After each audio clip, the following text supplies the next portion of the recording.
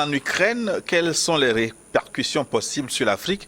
C'est de cela que nous parlons cette semaine avec deux invités au plateau. Monsieur King Dojoro, il est expert en finance internationale. Il est en compagnie de Luc Abaki, journaliste, analyste politique. C'est la deuxième partie, votre partie aussi. Écrivez-nous par WhatsApp au plus 228 96 46 10 31 pour les questions qui restent. L'Afrique doit-elle prendre position dans ce conflit selon vous? Comment analysez-vous les tentatives de recrutement des jeunes Africains pour aller défendre l'Ukraine? Quelles sont ou seront les conséquences de ce conflit sur le continent? Le CFA sera-t-il affecté? Voilà les questions, entre autres, auxquelles vous pouvez apporter des réponses. Au plateau, nous reprenons donc notre émission et justement, je voudrais vous lancer sur cette anecdote. Moi, je préfère l'appeler anecdote. Recrutement de tirailleurs africains pour aller combattre en Ukraine, Luc Abaki. Ça a commencé au Sénégal. Ben oui, c'est l'histoire qui se répète. Lorsque De Gaulle a eu des soucis au cours de la Deuxième Guerre mondiale, il est allé en Algérie, il a commencé à recruter, il a fait son gouvernement, il a recruté les tirailleurs sénégalais. Mais cette fois, c'est plus cocasse parce que c'est l'ambassade d'Ukraine qui aurait lancé l'avis à l'insu des autorités sénégalaises. Exactement, c'est la preuve qu'en fait le pays est désemparé. C'est-à-dire que le régime ukrainien aujourd'hui est désemparé puisque justement ils ont cherché en vain le soutien des Européens qui les incitait justement à vouloir affronter le géant qui est la Russie. Est-ce que vous comprenez? Donc à partir du moment où les Occidentaux ne sont pas en mesure d'apporter un appui déterminant aux Ukrainiens dans ce combat, bien entendu que désemparés, désaxés, complètement déroutés, elles s'attachent à n'importe qui aujourd'hui pour pouvoir justement faire le poids devant les Russes. Donc je crois que c'est dans ce contexte que l'ambassade ukrainienne au Sénégal et au Nigeria, je crois aussi, a été obligée de commencer à envisager l'éventualité d'un soutien. Et je soupçonne d'ailleurs que c'est pour ça aussi qu'on empêche les Noirs à la frontière de quitter l'Ukraine, parce que quand vous suivez, on dit non, mais vous allez où rester, aidez-nous à combattre. Et puis donc, voyez-vous, c'est que on a le sentiment. Mais de quelle aide des jeunes Africains, pas même entraînés à l'armée, de quelle aide seront-ils utiles en Ukraine? Non, dans les armes, ils vont. Oui, mais dans cette guerre, pour tuer qui? On les tue comme des bétails. Bon, ça, ce n'est pas un souci, mais au moins, il y a des gens qui ont des armes et qui sont capables on leur montre comment il faut tirer sur la gâchette. On appuie sur la gâchette et puis voilà. Bon, c'est un peu déplorable parce que justement, c'est la preuve aussi que nos États étant vulnérables à tout point de vue, les jeunes se cherchant ne voient pas tout le niveau du risque qu'il y a à vouloir se faire enrôler dans des histoires comme ça. Et donc, si nos États ne prennent pas des dispositions, vous allez constater qu'effectivement, il y aura une mobilisation où les gens vont se dire « Ah, on a au moins une ouverture, on sort du pays ». Parce que les gens cherchent quand même à sortir du pays, pensant que les Dorado, en tout cas ailleurs, serait mieux, voyez-vous. Donc, je crois que vraiment, c'était un acte hasardeux, bien entendu. Et je crois que les autorités sénégalaises ont bien fait de sortir un communiqué pour, je crois, démentir voilà, le truc.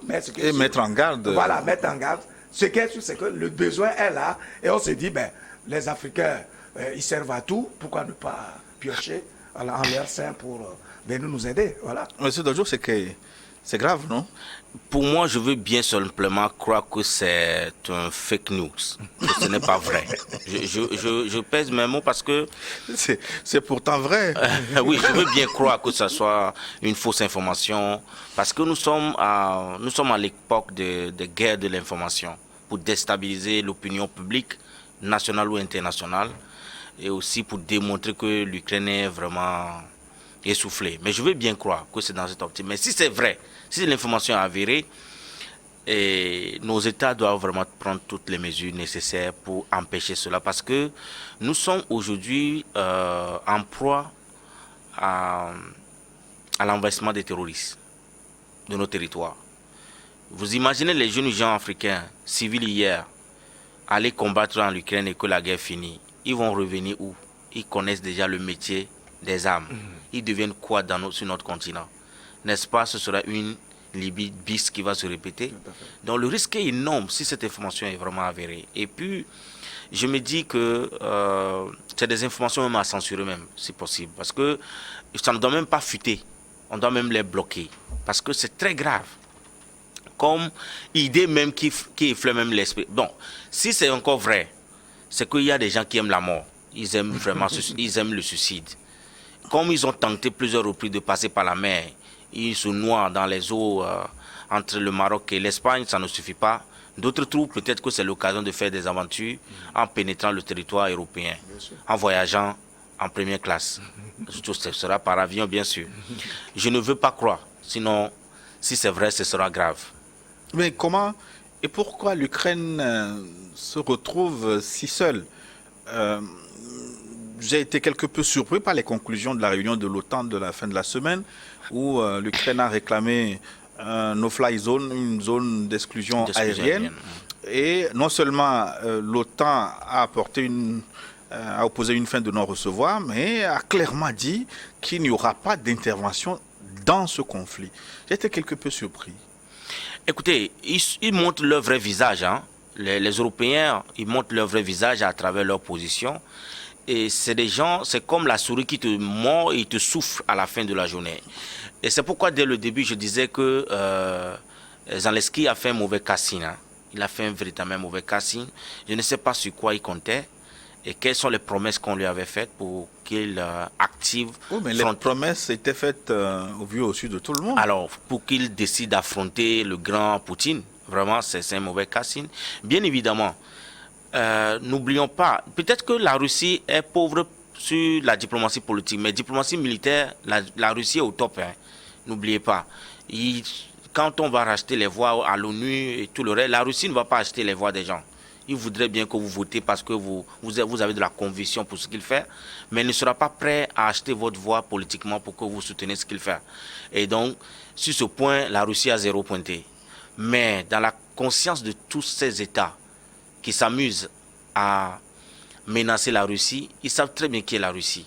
Ils savent très bien. Donc du coup, ils ne peuvent pas du tout aujourd'hui intervenir en Russie pour imposer une exclusion aérienne. Déjà même, de quoi parle le test? Dès que la Russie est rentrée en Ukraine, a pris possession de l'espace aérien ukrainien. Qui peut revenir encore pour dire qu'il va faire une exclusion? J'ai l'impression qu'on fait un faux débat, quoi.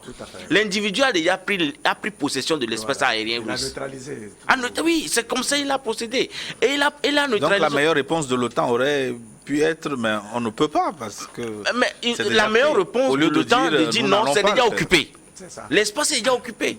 Dire que nous ne pouvons pas, pour moi, c'est une fausse réponse. Ça n'a même pas ça n'a pas de consistance. Puisque vous ne pouvez pas. Je suis déjà assis sur cette... Ça aurait été bien s'ils avaient dit on ne peut pas, ils disent on ne veut pas. En fait, c'est encore plus grave. Il faut sauver la face aussi. On est dans une communication politique. Est-ce que vous comprenez? Donc, ils sont conscients qu'ils ne peuvent pas affronter. L'OTAN, dans son entièreté, ne peut même pas affronter aujourd'hui l'URSS à cause de toute la préséance que ce pays a aujourd'hui en termes sur le plan militaire. Donc, ils étaient en train de jouer un rôle catalytique en réalité en utilisant l'Ukraine quelque part pour essayer de titiller un peu le géant. Mais dès l'instant où Poutine a été très clair pour dire si vous allez dans ce sens-là, je considère cela comme une déclaration de guerre. Ils ont bien compris qu'il ne faut pas prendre de risques en ce moment-là, à moins pour eux vraiment d'ouvrir une autre guerre mondiale. Est-ce que vous comprenez? Donc, je pense qu'il n'y a même pas de débat, mais les Occidentaux sont obligés de sauver la face sur le plan de la communication. Donc, dire que nous ne pouvons pas, c'est un aveu de faiblesse. Aujourd'hui, ils donnent le sentiment qu'ils s'appuient sur des sanctions économiques parce qu'ils croient en l'efficacité de ces sanctions-là et en cette capacité, à l'effet de ces sanctions sur l'économie russe. Et puis ensuite, c'est parce qu'ils veulent donner le sentiment également qu'eux, ils ne veulent vraiment pas la guerre parce que ça engendre des victimes, etc. Mais c'est en réalité... Mais ils envoient des armes. C'est une impuissance. Non, justement, ils envoient juste pour dire, bon ben, écoutez, essayez de vous débrouiller, tout en sachant très bien que ça ne va pas servir à grand-chose. Qu'est-ce que les armes légères valent devant les obus, devant les missiles, devant les bombes? Mais est-ce que les armes sont envoyées même réellement? Voilà. Je vous dis qu'il y a plus de communication. Vous savez, c'est en période de guerre qu'il y a tous les mensonges possibles à travers les médias. Donc, tout ce qui est en train de se dire, c'est vrai, l'idéal pour nous, c'est de prôner vraiment la paix. C'est de faire en sorte qu'on puisse trouver un point d'entente et éviter au mieux possible ces genres de confrontations, d'affrontements, de guerre où des victimes innocentes s'en vont comme ça. Mais dès lors que la crise est ouverte et le combat est engagé, chacun connaît sa force de frappe. Et donc aujourd'hui, personne ne peut nous distraire sur sa capacité éventuelle à affronter le géant Russie. Monsieur Dojo, quelle doit être la position de l'Afrique face à ce conflit? L'Afrique doit-elle prendre position? Alors, je le disais tantôt que la meilleure façon d'appréhender ou bien d'intervenir dans ce conflit au niveau du continent africain, c'est d'apporter un soutien dans la neutralité à toutes les parties engagées dans ce conflit. Soutenir dans la neutralité, ça il faudra l'expliquer. Oui, soutenir dans la neutralité, parce que c'est comme quand votre ami fait quelque chose qui n'est pas bien, vous ne votez pas contre lui, vous ne votez pas pour lui. C'est ce que ça veut dire. Mais il ne faudrait pas que ce soit votre vote qui va le condamner ou qui va lui permettre d'aller de faire le prochain pas. Qu'on soit ami de la Russie, qu'on soit ami de l'Ukraine, on ne vote pour personne. C'est de soutenir dans la neutralité qui s'exprime ainsi. Est-ce que l'autre nom, c'est pas de l'hypocrisie, Luc Abaki? Non, je pense que les pays, quelle que soit la position que les pays africains vont adopter, c'est un non-événement. Pour la simple raison que leur marge de manœuvre est réduite à néant. Parce que nous ne représentons rien, ni sur le plan économique, ni sur le plan politique, ni sur le plan militaire. Donc, tout ce que nous allons faire, c'est juste peut-être pour flatter l'ego de nos maîtres d'hier. Vous avez vu qu'au vote aux Nations Unies, il y a eu 28 pays qui ont voté la résolution qui condamne justement l'intervention de la Russie en Ukraine. Il y a eu 17 qui ont opté justement pour la neutralité, c'est-à-dire l'abstention. Il y a, je crois, 7 ou 8 qui ne se sont même pas présentés à ce vote-là. Tout cela, en fait, c'est du cinéma. Parce qu'on se dit, mais si on ne prend pas de position, puisque la France est notre maître, en tout cas, pour ce qui est des pays de l'espace francophone, si vous ne prenez pas position, ça vous dit qu'on peut vous soupçonner d'être de l'autre camp. Et c'est pour ça que vous allez voir un certain nombre de pays qui se sont alignés rapidement pour voter, pour dire, non, nous condamnons, etc. Alors qu'ils sont eux-mêmes les mieux envahis possibles par les pays occidentaux depuis des années. Est-ce que vous voyez?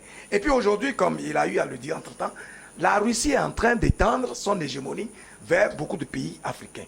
Et puis même nous-mêmes, nous commençons à nous intéresser fondamentalement à la Russie comme étant une force alternative qui pourrait nous aider éventuellement à sortir des griffes des prédateurs d'hier.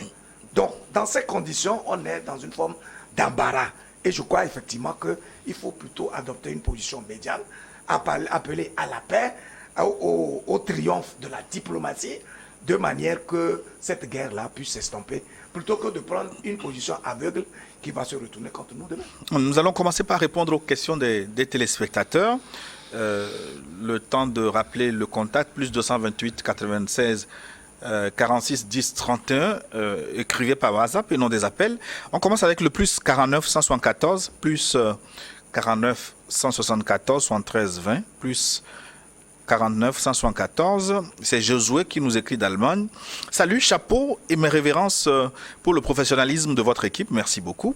La haute qualité de vos invités et analystes de politique internationale ainsi que pour votre esprit cosmopolitain. Merci, Josué. Je vis à Berlin et j'ai aujourd'hui le 5 mars 2022 de 12h30 à 15h40 au principal centre d'accueil des réfugiés venus d'Ukraine. Plus particulièrement des Africains subsahariens. Ce que j'ai vu, observé et entendu était pire que ce à quoi je m'attendais. Si la rédaction est intéressée, un coup de fil est le bienvenu. Josué.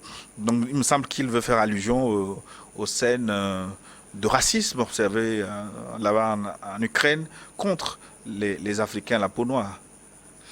Bien évidemment, c'est pourquoi je disais qu'il y a des gens qui aiment le suicide. Quand on nous faire croire qu'il y a un recrutement des jeunes gens pour aller combattre en Ukraine, c'est une démarche purement suicidaire. Et d'ailleurs, j'interviens à Géorgie, en Azerbaïdjan et en Turquie. Quand je suis dans la rue de Tbilissi, combien de Noirs que je vois d'abord pour commencer? Ils sont peu nombreux. Et quel est le rapport qu'ils entretiennent avec nous? C'est des gens qui ont une autre mentalité vis-à-vis de nous les Noirs. Je ne veux pas entrer dans des débats polémiques, mais je dis bien sûr, c'est vraiment suicidaire. C'est suicidaire parce que je me dis même que c'est une communication pour décourager les Russes en Afrique, pour dire, vous voudrez envahir l'Afrique, vous voulez nous saper en Afrique, non, voilà, les Africains viendront combattre du côté de l'Ukraine.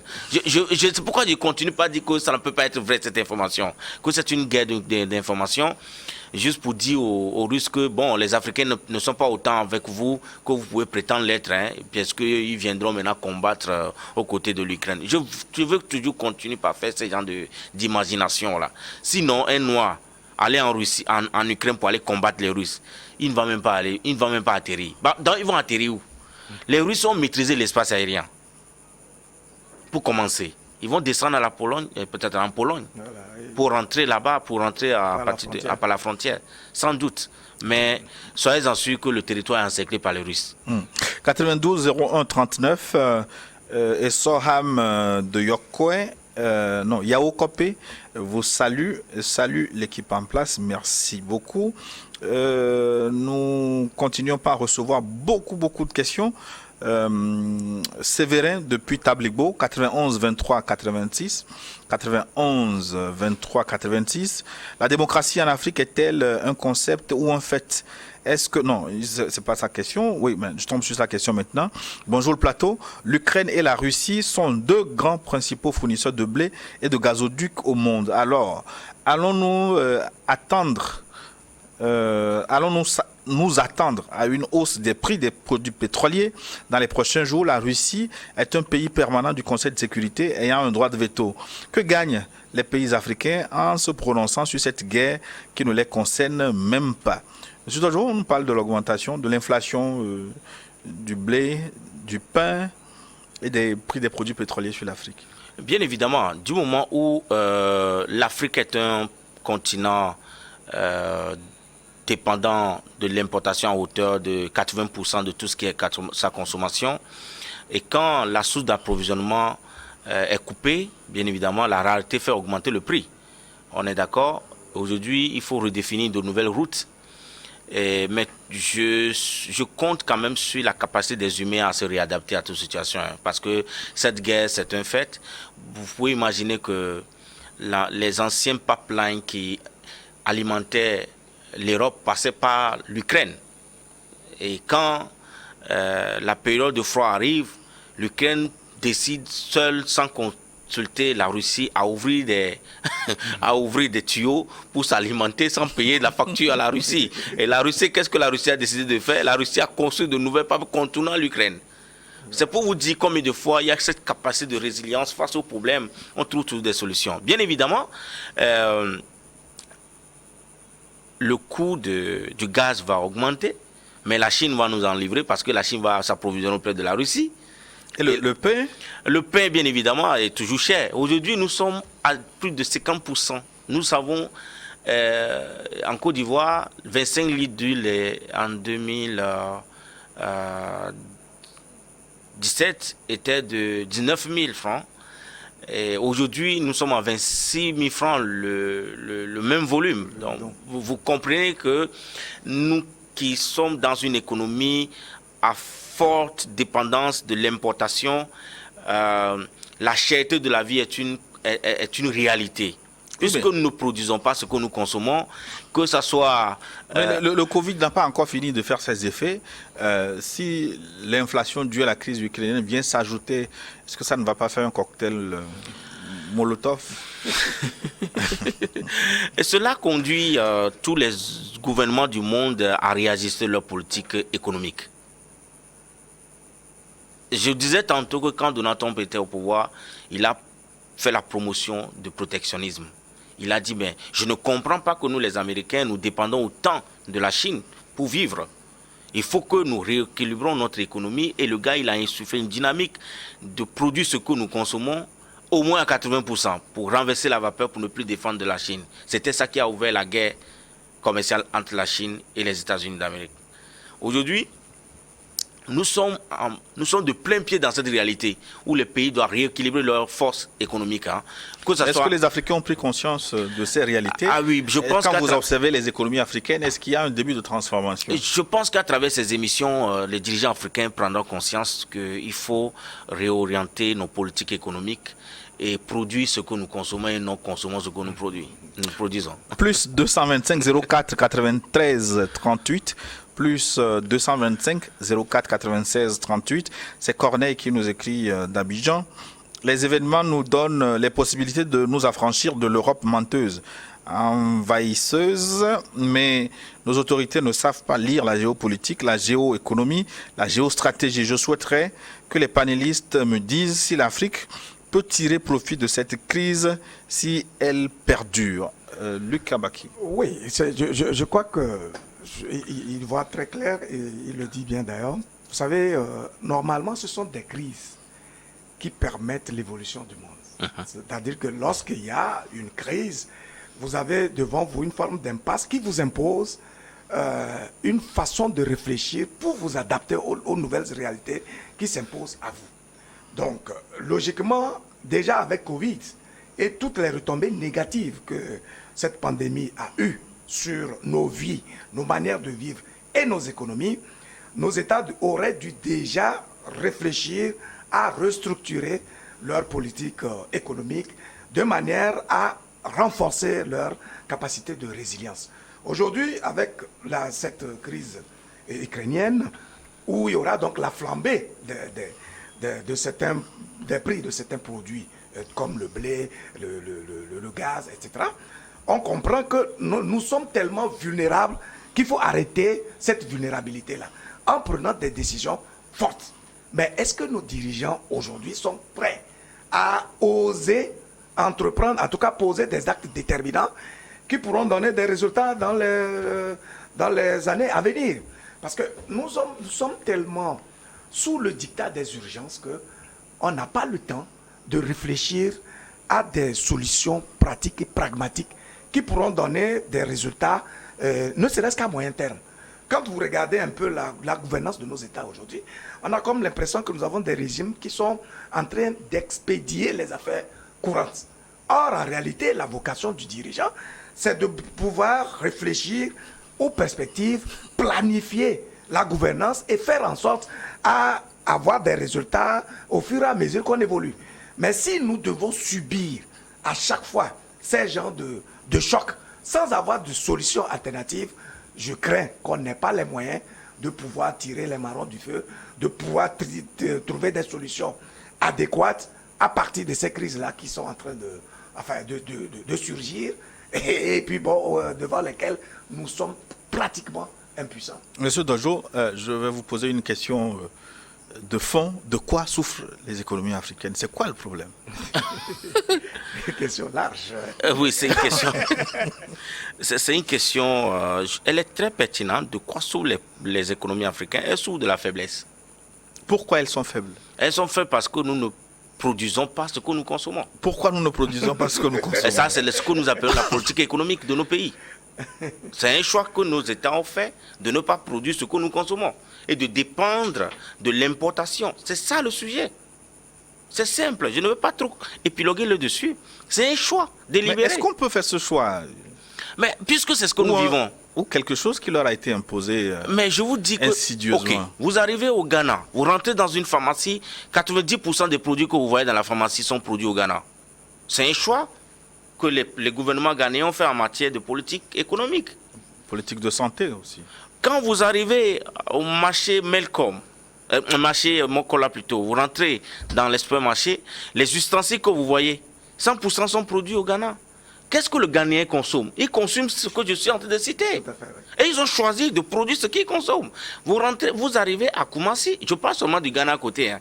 Vous arrivez à Koumassi, mais écoutez, vous voyez les différentes formes de chaussures, de tout ce que vous pouvez avoir comme vêtements. C'est parce qu'ils ont choisi de produire ce qu'ils consomment sur le plan, sur le plan vestimentaire. Oui. C'est un choix. Le Togo aussi a commencé par produire des motos électriques. Bon, tant mieux. Est-ce que c'est le Togo qui produit ou c'est une usine étrangère qui produit au Togo? Voilà, c'est ce qu'il faut Donc voir. aujourd'hui, orienter nos politiques vers la production de ce que nous consommons nous amène tout droit à une résolution certaine de la problématique liée à la faiblesse de nos économies. Est-ce que c'est une question de l'État ou une prise de conscience individuelle? Ok. Vous savez, quand les environnements ne sont pas propices aux acteurs de financement d'opérer dans un pays parce que les lois ne garantissent pas les investissements et que l'analyse risque du pays, le risque pays est très élevé parce qu'il y a certains ingrédients qui ne sont pas en place. Par exemple, le facteur confiance du banquier qui lui permet d'accorder de crédit à tout entrepreneur qui vient oser opérer dans son espace. Qu'est-ce qu'on va faire? C'est une question que l'État, nos États doivent revenir à leur rôle régalien qui est la régulation. Vous comprenez? Mais qu'est-ce qu'on constate? Dans cet environnement, la plupart de nos États, eux-mêmes, ils sont des acteurs économiques. Et ce qui n'est pas son rôle. Et quand l'État devient dans nos États le premier acteur économique, les citoyens se voient concurrents. Donc vous comprenez qu'il y a le monopole partout. Et quand il y a le monopole dans une économie, il n'y a plus de créativité. Vous comprenez? Les gens se contentent de ce qu'ils voient et puis on pense que c'est ce qui est normal et on subit la résilience. Mais à la fin de la journée, personne ne gagne. Ni l'État, ni les citoyens, personne ne gagne. Mais si vous libérez l'autre aspect que les citoyens rentrent dans la productivité, vous allez voir que les problèmes liés à la faiblesse de notre économie vont être résolus de façon efficace parce que les acteurs qui sont les citoyens sont à l'œuvre. 98, 19, 90, 98, 19. Nous craignons une flambée des produits pétroliers. C'est Boukaré qui nous écrit de Sokodé. Car durant cette semaine écoulée, nous faisons face à une pénurie de carburant ici à Sokodé. Vivement que le bloc occidental laisse l'Ukraine faire la paix avec ses voisins russes afin de restaurer la paix dans cette zone. Mon pays paye déjà le prix de ce conflit sur le plan pétrolier. Son pays veut parler du Togo. Luc Abaki, il y a un passage de son message qui interpelle. Il demande à l'Ukraine de faire la paix avec ses voisins. Vivement que le bloc occidental laisse l'Ukraine faire la paix avec ses voisins. Est-ce que c'est le bloc occidental qui empêche l'Ukraine de faire la paix? L'Ukraine est ligotée aujourd'hui. Hein, c'est ce qu'on a toujours dit depuis. Si l'Ukraine ne comptait pas sur les Occidentaux, elle n'aurait jamais osé affronter la Russie. Ça, c'est clair et net. Il y a eu des promesses. On lui a donné le sentiment que, en inquiétinant le géant qui est la Russie, ils sont derrière. Ils pourront les aider. C'est pour ça que le président ukrainien a été très clair dans ses discours pour dire, écoutez, vous parlez, vous nous avez promis des choses, mais on cherche des gens pour combattre. Nous sommes seuls à combattre. Il a fait des demandes très claires. Il a même demandé à rentrer dans dans l'Union européenne. Il n'a pas eu de suite. Donc, c'est pour dire qu'au bout du compte, il a touché du doigt la réalité et il doit comprendre qu'effectivement, s'il veut sauver sa peau et sauver la peau des milliers d'Ukrainiens, il faut faire la paix. Il faut faire la cour à la Russie de manière que il puisse concéder à tout ce qui a été réclamé par la Russie, de manière qu'il y ait la paix. Si ce n'est pas le cas, bien sûr, il sera démantelé, ça c'est sûr. Mais malheureusement, les conséquences, les retombées, elles seront malheureusement mondiales. Et donc, je comprends, bien entendu, la crainte de notre ami et qui dit, déjà, il y a déjà des flambées et c'est de ça que nous parlons. Donc, nos États, je crois que je vais revenir un peu sur tout ce qu'il a dit, revient à ce qu'on appelle, ce que moi j'appelle en général, l'écosystème dans lequel un pays évolue. Si les politiques ne créent pas l'écosystème adéquat qui permet l'émergence des intelligences, des initiatives privées, l'éclosion des économies privées, ça va être extrêmement difficile Parce que, comme il a dit, quand il y a des monopoles, quand il y a l'intervention de l'État un peu partout, quand il y a des goulots d'étranglement à tous les niveaux, on a comme le sentiment que le modèle inspirant, c'est voilà ce que l'État est en train de faire, ou du moins ce que nous voyons comme activité qui se fait. Les gens ont du mal à entreprendre. Aujourd'hui, quand vous prenez une initiative sur le plan agricole, vous avez un projet, vous voulez cultiver par exemple du riz. Est-ce que vous avez le financement avec les banquiers? Non. Mais pourquoi? Et pourtant, je vais prendre juste un chiffre. La FAO a indiqué qu'en 2019, le Togo a importé pour 156 milliards de francs CFA le riz de l'extérieur. 156 milliards. Imaginez qu'on mettait juste en termes de politique économique, 30 ou 40 milliards pour cultiver ce que nous consommons. Le problème est résolu. Est-ce que vous voyez? Donc je crois que c'est une question de vision, c'est une question de choix politique, c'est une question de capacité aussi à motiver le peuple, à l'orienter vers des pôles productifs qui permettent justement de libérer l'économie et de l'épanouir. King, ce que Luc dit, lui n'est pas économiste. Est-ce que c'est une vue de l'esprit ou ce qu'il dit là? Non, c'est quelqu'un que j'ai découvert aujourd'hui, que j'admire tellement par sa perspicacité d'ailleurs, parce que c'est ce qui est très important quand on est des débatteurs sur des plateaux comme New World TV. Je l'admire beaucoup. Je l'admire. Pour revenir à la question de notre ami de Sokode, sa recommandation, je pense qu'il doit revoir cela. Je voudrais qu'on retourne encore dans nos développements précédents sur la capacité de résilience de la Russie. Comment est-ce que ces sanctions ont renforcé la capacité de la Russie à produire ce qu'elle consomme de par le passé? C'est cette recommandation qu'on doit faire à nos États en ce moment. Si aujourd'hui nous craignons la flambée des prix des produits pétroliers parce que les Occidentaux, ou bien la Russie a fermé les tuyaux de livraison de ces gaz aux Occidentaux, mais demandez-nous plutôt pourquoi est-ce que nous ne transformons pas les gaz qui sont dans nos sous-sols pour alimenter nos ménages? Et c'est la solution la plus facile. Pourquoi vous continuez, vous voulez toujours aller vers ce qui nous reviendra cher? Ça nous reviendra cher. Vous imaginez que l'Afrique du Sud, pour pouvoir s'alimenter, avoir une source d'énergie, a fait construire des barrages en RDC. Sur des kilomètres jusqu'en Afrique du Sud. Vous comprenez? Nous avons plein de pays de la sous-région qui ont du gaz et du pétrole. Nous avons même des raffineries. Pourquoi ne pas renforcer la capacité de nos raffineries à transformer les pétroles bruts que nous produisons au Nigeria, en Côte d'Ivoire et d'autres pays qui rentrent encore dans ces catégories de producteurs? C'est de ça qu'il s'agit, parce que si la solution est de dire allez supplier les Occidentaux pour qu'ils aident l'Ukraine à faire la paix avec la Russie, je dis qu'on fait encore un mauvais casting. Les crises doivent nous amener à retrouver notre chemin perdu. Tout à fait. Si les crises doivent nous conduire à perdurer sur nos mauvaises voies, c'est que nous ne prenons pas des leçons de nos échecs. Voilà. Plus 223, 77, 24. Sa question est simple. Est-ce que l'Afrique peut militairement entrer dans ce conflit s'il s'aggrave? Non, je crois qu'il veut Je connais votre blaguer. réponse, ce n'est pas souhaité. Il veut juste nous blaguer. Avec vos calaches, est-ce que vous pouvez...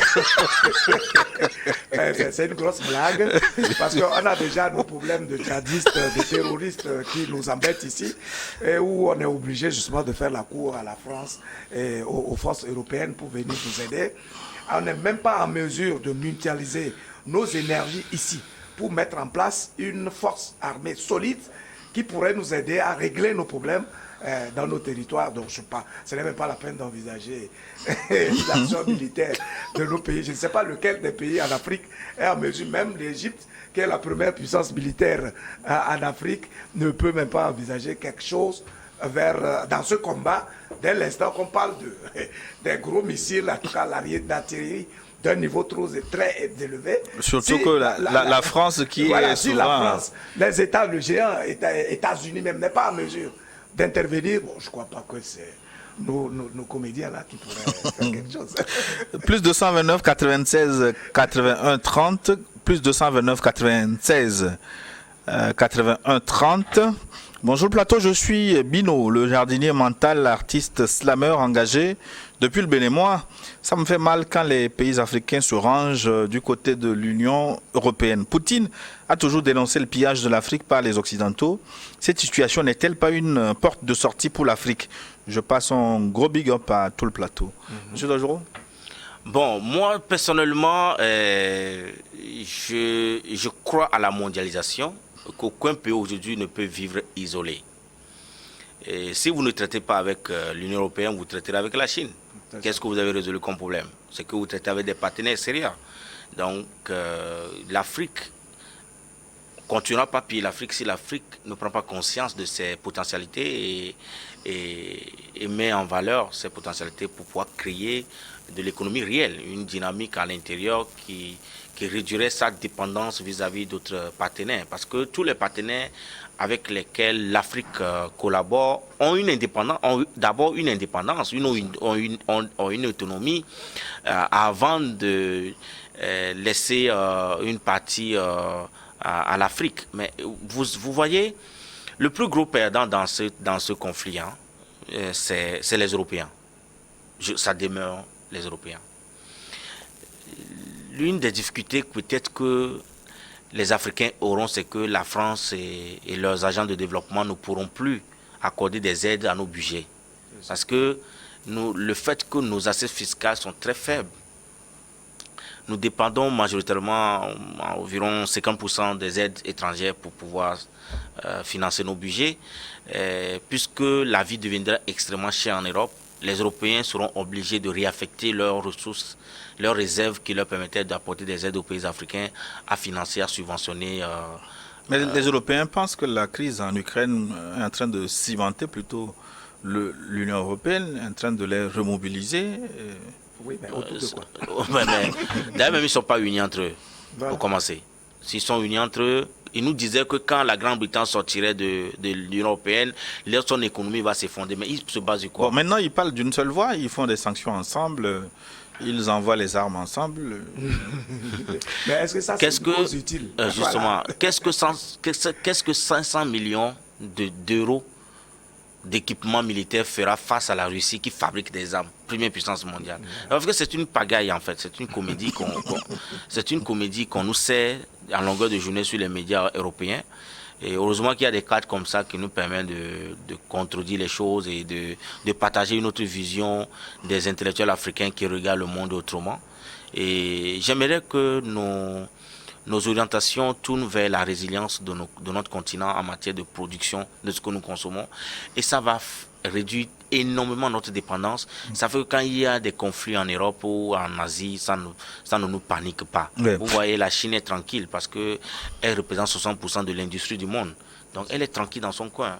Elle dit à son ami de la Russie, mais écoutez, faites tout, mais il ne faut pas appuyer sur le bouton parce que moi, je dois vendre. J'ai trop produit dans le temps de Covid. Donc, c'est ça qui nous sauve. C'est la Chine qui nous sauve dans ce conflit. N'eût été la présence de la Chine aux côtés de la Russie, Poutine peut être énervé et répondre sèchement aux Français. Hein. Justement, ça m'amène à vous poser la question, est-ce que les sanctions à l'outrance ne risquent pas, à un moment donné, si la Russie est au pied du mur, de passer à la vitesse supérieure? Mais espérons qu'elle ne soit pas au pied du mur. Et moi, j'espère, j'ai beaucoup d'admiration pour Poutine pour la simple raison que, contrairement à ce qui nous est vendu par les médias internationaux, je crois que c'est quelqu'un de très équilibré. C'est quelqu'un qui fabrique, enfin, qui participe ou qui fait les armes à chaud. Et donc, les armes à chaud ont ceci d'important qu'il fortifie en fait la personnalité. Et donc, vous allez constater que Poutine, ce n'est pas quelqu'un qui parle beaucoup. Il est très pratique et pragmatique. Il prend des mesures suffisamment bien réfléchies. On avait parlé tout à l'heure de sa capacité à anticiper. Et aujourd'hui, tout ce qui est en train de s'annoncer en ce qui concerne les sanctions, c'est vrai, cela va secouer plus ou moins l'économie, mais pas au point où la Russie va s'effondrer en tant que puissance économique, enfin puissance militaire, et même en train d'être économiquement solide. C'est vrai qu'on place aujourd'hui la Russie à la 11e place, mais qui fait ce genre d'études? C'est l'autre problème. Parce que quand on nous dit que la Russie est la 11e puissance économique, alors qu'on voit tout le potentiel de la Russie, tout ce qu'elle vend sur le plan mondial, tout ce qu'elle produit, évidemment on est obligé de s'interroger. pour dire, mais comment se fait-il qu'un pays soit aussi géant sur un certain nombre de choses, un pays continent d'ailleurs, qui soit placé à ce rang-là. La question est restée posée. Parce que le classement est fait sur la base du PIB, alors que qui fait ces études-là, vous savez, le PNB est encore plus important que le PIB. Les pays occidentaux, c'est eux qui détiennent ce que nous appelons la Banque mondiale. Le FMI, un certain nombre, en tout cas à travers le dollar, ils font un certain nombre ils mettent des principes qu'ils imposent à l'ensemble de l'humanité. Mais ils ont toujours regardé, c'est ce qu'il était en train de dire, c'est comme si l'OTAN était créé juste pour combattre la Russie. Donc, ce qui est sûr, c'est qu'on regarde toujours la Russie en chair de faïence. Même si la Russie produit des choses intéressantes, fait des choses qui sont utiles à l'humanité, on va toujours relativiser. On trouvera toujours des moyens de dire, bon, c'est peut-être bon, mais si c'est un pays européen, et en tout cas, je veux dire de l'Occident qu'on connaît là, qui fait les merveilles de la Russie, vous allez voir où on va placer ce pays. On va répondre en une phrase maintenant. Vous voulez compléter encore à 30 secondes? Est-ce que vous avez une fois entendu que la Russie a acheté les appareils, les Boeing américains? Ça. Non, ils n'en commandent pas. Parce que la Russie fait partie des pays puissants aéronautiquement. 92, 73, 28. On va aller très vite maintenant pour découvrir quelques questions avant de passer à nos conclusions. 92, 73, 28. C'est William depuis Atapamé. Lui, il invite à passer à la table de négociation car la situation ukrainienne est très inquiétante. Est-ce qu'on peut encore négocier tous? Il faut que tous aillent à la table de négociation, sinon Poutine est déterminé. Bien, bon, écoutez, moi je pense même que Zelensky est dans son rôle. Vous savez que de par son profil, c'est un acteur de cinéma. Pour lui, il a joué le plus grand rôle de cinéma hollywoodien. Hein. À la fin de la journée, vous allez voir qu'il va retourner vers Poutine pour dire, mais écoutez, je me rallie, hein, parce que qu'est-ce qui se passe? Il dit aux Européens, démontrez-moi que vous êtes Européens. Déjà, quand j'analyse le fond de cette pensée, c'est très fort. Oui, bien sûr. Oui, démontrez-moi que vous êtes européen. Je veux rentrer chez vous, je veux prendre votre nationalité, donnez-moi la nationalité pour que mon grand frère ne m'attrape pas. Ok, vous dites que je ne te donne pas la nationalité. Ok, il dit, ok, il faut que vous fassiez une couverture aérienne chez moi, il faut que vous bloquez l'espace aérien chez moi. Il dit aussi, on ne va pas te donner. Mais le gars va aller où? Non, nulle part. On dit chez nous, dans notre langue, que c'est la pluie qui monte le chemin de la maison à un enfant têtu. C'est ça. Et bientôt, il va retourner chez lui à la maison. 91 72 17 91 72 17. Salut le plateau, merci à vous tous pour l'émission. Selon moi, cette guerre aurait dû être évitée et réglée rapidement par l'OTAN et les USA, si et seulement s'ils avaient écouté tout ce que Poutine leur demande. Le gars ne dit rien de mal si l'on prend le temps d'écouter son discours bien avant le début de la guerre. C'est le peuple ukrainien qui en est victime actuellement. Leur plan, moi je pense que c'est en Afrique seulement qu'ils peuvent les réussir. Les Africains qui courent, soi-disant aller aider l'Ukraine, doivent d'abord savoir que ce n'est pas le Mali, ce n'est pas au Mali, ni le Tchad, ni le Burkina, ni la Libye, bref, en Afrique où on peut facilement aller et revenir. C'est commis depuis Togblekopé. Lui, il pense qu'on ne prend pas le temps d'écouter Poutine. J'en ai l'impression, la même impression. Oui, mais est-ce qu'on l'écoute pas parce qu'on ne veut pas l'écouter, tout simplement. C'est-à-dire qu'on le voit toujours en ennemi. Mais, ou en fou. Il a bien fait de faire allusion au discours que Poutine a prononcé avant de lancer les opérations. C'est un discours très dense qui rappelle un certain nombre de faits et qui montre que depuis toujours, l'OTAN a été dans la provocation permanente. Pas seulement contre la Russie, mais même y compris en Afrique, notamment la Libye par exemple. C'est des exemples qu'il a eu à donner pour montrer que l'OTAN veut imposer un nouveau ordre mondial où il est le plus puissant. Il domine tout le monde, il veut écraser tout le monde. Et c'est d'ailleurs pour ça que lui, il avait compris trop tôt, et peut-être un peu trop tôt que les autres, et il s'est armé, il s'est donné l'autonomie, la puissance qu'il faut pour créer la force alternative. Mais parce que si la Russie n'avait pas les moyens de faire cette guerre, oui, justement. C'est clair. Et puis même l'objectif aujourd'hui de l'OTAN, c'est de disloquer la grande Russie là qui lui donne de l'insomnie, c'est clair. Parce que ça, en tout cas, son aspiration profonde, c'est d'avoir une influence totale sur le monde. Ah, aussi. Donc, il n'y a que la Russie aujourd'hui qui contrebalance et qui limite ses ambitions. Ah, aussi de Toggle Cop 92 52 62 92 52 62, lui demande pourquoi l'Allemagne refuse d'exclure la Russie du système SWIFT après les sanctions prononcées par l'Union européenne. Et je pense que cette décision d'exclure les banques russes du système SWIFT, c'est de prendre une balle et se tirer dans le pied. Quand vous commercez avec un pays depuis des millénaires et que vous décidez de ne plus acheter des produits vitaux, les produits qui ont une importance capitale dans votre existence, c'est vous-même qui prenez le couteau, vous vous égorgez. Donc, l'Allemagne, je ne pense pas qu'ils sont aussi fous. C'est un idiot qui ne connaît pas là où il y a son intérêt. L'Allemagne connaît là où il y a son intérêt. Donc, ils ont réintégré des informations que nous allons confirmer plus tard. Je pense qu'ils ont commencé à réintégrer certaines banques russes dans le système SWIFT. Ils avaient même exclu combien? D'abord pour commencer, voilà. Ils avaient d'abord exclu combien? Enfin, il y a une guerre d'informations. Quand on dit on saisit les avoirs des oligarques et autres là, mais ça fait 172 millions d'euros. Ça représente combien? 172 millions d'euros. Et c'est sur ça qu'on fait tellement de publicité. Oui. Alors on va conclure en quelques minutes. Est-ce que l'immersion de la Russie en Afrique est menacée par ce conflit ou plutôt renforcée? On va conclure là-dessus. Bon, je ne sais pas si...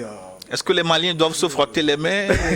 Tout dépendra de l'issue de cette opération militaire en Ukraine. Mais dans tous les cas, je ne crois pas que ça puisse fragiliser la Russie au point qu'elle renonce à ses actions, en tout cas à son envie d'accompagner les États africains. Au contraire, je pense qu'à partir de ce qui est en train de se passer, la Russie est en train de démontrer encore une fois sa puissance militaire et sa capacité à s'imposer dans le monde des puissants. Et donc, je crois que si l'Afrique se montre suffisamment habile, en tout cas, les États africains pourraient tirer leur marron du feu s'ils savent en tout cas orienter leur politique désormais. Monsieur Dojoro, est-ce que effectivement c'est une opportunité pour l'Afrique de réfléchir et de réorienter? Déjà, nous sommes autour de 25 milliards. Cartes, nous sommes autour de 25 milliards de transactions avec la Russie, tous les pays africains confondus, les 54 pays. Et 25 milliards de dollars. Nous sommes autour de ça. Et je pense que la Russie aujourd'hui regarde l'Afrique comme une réelle terre d'opportunité. Parce que la Russie commence à produire assez, l'excédent, à qui les vendre. Donc l'Afrique, qui est un pays à fort potentiel de consommation, dont l'économie est tournée vers l'importation, bien évidemment, la Russie rentre tout droit sur un marché qui est vierge, alimenté à 60% par les Chinois. Donc, ils viendront aujourd'hui avec les Chinois partager le marché africain. Et cette guerre renforcera la Russie en termes de commerce international. Et nous aurons une puissance à double tête également, comme ce fut le cas entre la Grande-Bretagne et les États-Unis. Vous verrez la Chine et la Russie former une puissance pour opérer dans tous les marchés, que ce soit en Afrique. C'est une bonne nouvelle ou une mauvaise nouvelle? Que ce soit en Afrique ou que ce soit en Amérique latine. Vous allez voir la présence de ces deux puissances-là monter. Est-ce que c'est bon ou mauvais pour... Ce qui est bon pour l'Afrique, c'est que l'Afrique puisse sortir, renforcer sa capacité à produire ce qu'elle consomme. Voilà, on a compris votre point de vue. Merci beaucoup de nous avoir permis d'avoir ces éclairages sur le conflit entre la Russie et l'Ukraine. Merci de votre aimable attention et participation à ce forum. Merci aussi à l'équipe technique. À très bientôt. Tout de suite, une nouvelle.